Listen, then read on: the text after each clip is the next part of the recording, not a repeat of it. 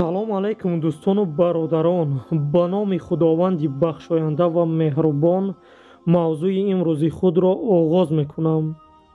аллоҳ бисёр роҳҳоро ба мо ато мекунад, аммо ин худи мо мебошем ки ба худ бадиҳои зиёд мекунем ба хотири ҳамон гуноҳҳое ки анҷом медиҳем. чаро тарки ин бадиҳою гуноҳҳо намекунем? аз ҳамин сабаб имрӯз хостам як қиссаи як зани хело машҳурро ки музикант ва ҳофиза буд ва ба сари ӯ чӣ ҳодиса рух дод нақл кунам.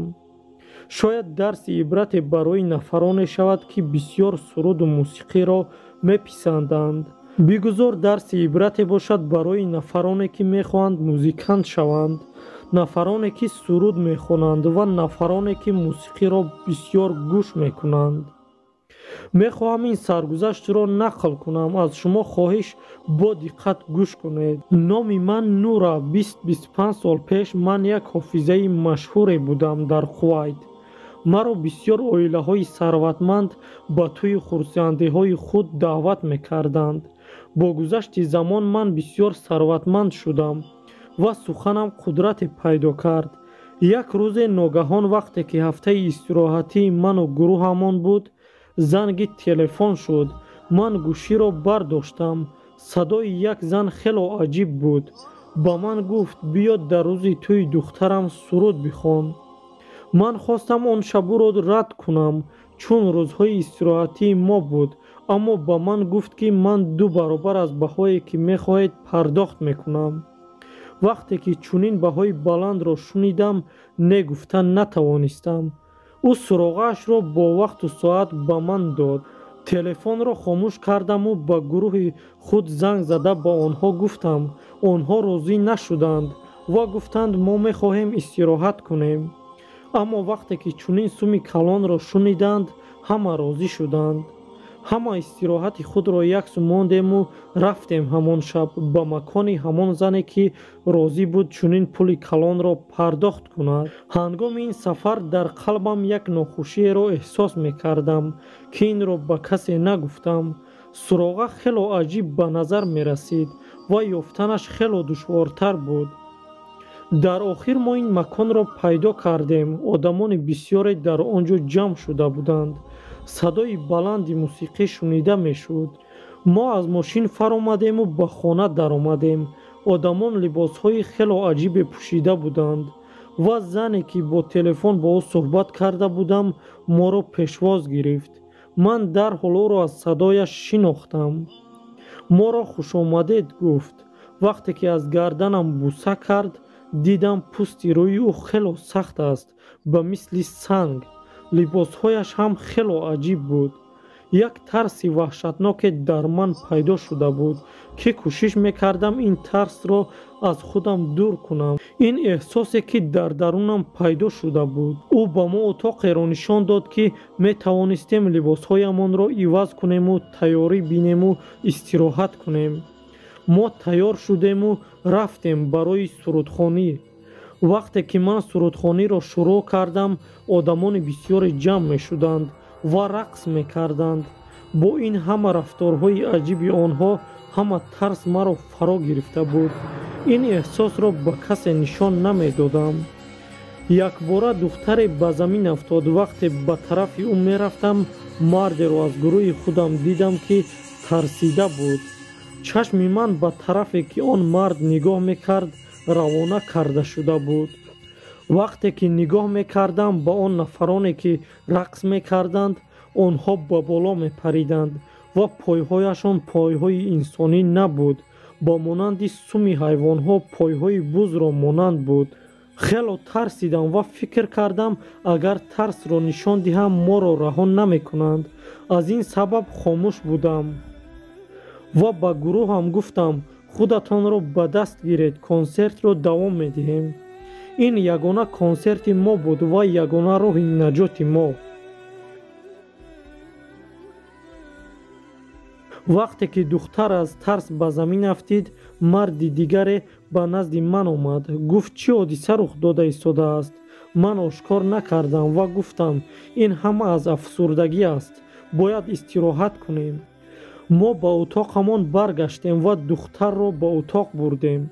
духтар ба ҳуш омад ва бо садои баланд дод зада гуфт: ту пойҳои онҳоро дидӣ? Ин чист? Ба ӯ гуфтам: чизе ки ту дидӣ, ман ҳам ҳамонро дидам. Бояд консертро давом диҳем, то аз ин ҷо раҳо шавем.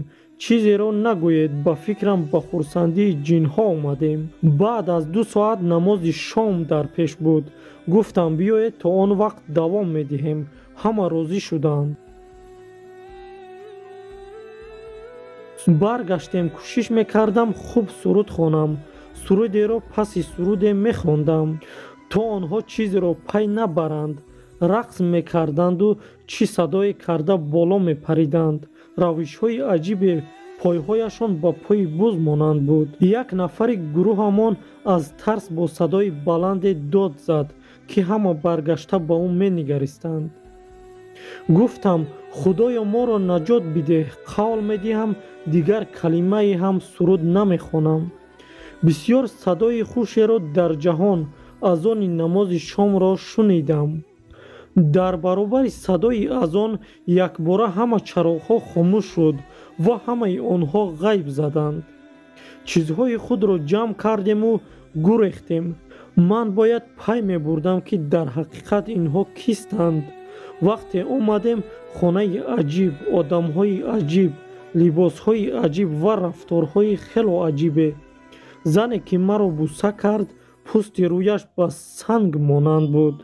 ё ки замоне ки суруд хонданро шурӯъ кардем, садои гӯшхароше ба ман гуфт: бихон, садои туро хело дӯст медорам. вақте ки утоқро ба мо нишон дод, он утоқ ба он монанд буд ки гӯё 100 сол касе ин ҷо набуд. пур аз чангу хок буд. як рахти хоби хело кӯҳна он ҷо буд. мо хело бо суръат фирор кардем, ба қадре ки аз дастамон меомад ва аз пешамон касе мебуд намедидем. аз пешамон як марде баромад. мо ба ӯ нигоҳ мекардем, ӯ ба мо. ӯ фикр кард мо ҷинҳоем. мо фикр кардем ӯ яке аз ҷинҳо бошад. то он замоне ки ӯ пурсид: дар ин хонаи вайрона чӣ кор мекунед? рӯямро гардонда баргашта мебинам як вайронае мебошад. гӯё моро чашмбандӣ карда буданд. ҳодисаро ба ин мард нақл кардем. ӯ гуфт: ин хона 100 сол. аниқ нест, шояд бисьёртар таърих дорад. ин ҷо макони ҷинҳо мебошад.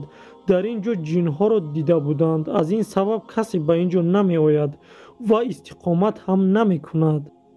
худоро шукр гӯед ки аз ин ҳодиса наҷот ёфтед. аз он рӯз ин ҷониб ягон намози худро тарк намекунам. суруд хонданро тарки абадӣ кардам. танҳо худоро ёд мекунаму тоаташро ба ҷой меорам. ба хонаи худо рафта зиёрати хонаи муқаддасро кардам ва дар ҳамин роҳ хоҳам мурд. вақте ки ҳамон шабро ба ёд меорам, мегӯям: худоё, чӣ қадар гумроҳ будам. шукри беандоза худоро, ки маро ба роҳи рост ҳидоят кард ва зиндагиямро дигар кард. медонед, вақте ки мо сурудро гӯш мекунем, чӣ ба мо рух медиҳад? ҷинро ба мо наздик мекунад, шайтонро ба мо наздик мекунад. мусиқӣ танҳо ба мо бадиро мерасонад. бигузор Аллоҳ моро аз чунин бадиҳо эмин нигоҳ бидорад. омин. ин як саргузашти ҳақиқӣ, як сароянда Нора Тага буд. шумо метавонед ин саргузаштро дар YouTube бо забони арабӣ ва англисӣ пайдо кунед. хайр бародарон, ба хотири Аллоҳ ин наворо ба дӯстону касоне ки дӯсташон медоред равон кунед. бигузор ҳама бидонад ки оқибати сарояндагию мусиқию гӯш кардани мусиқӣ ҳамин аст.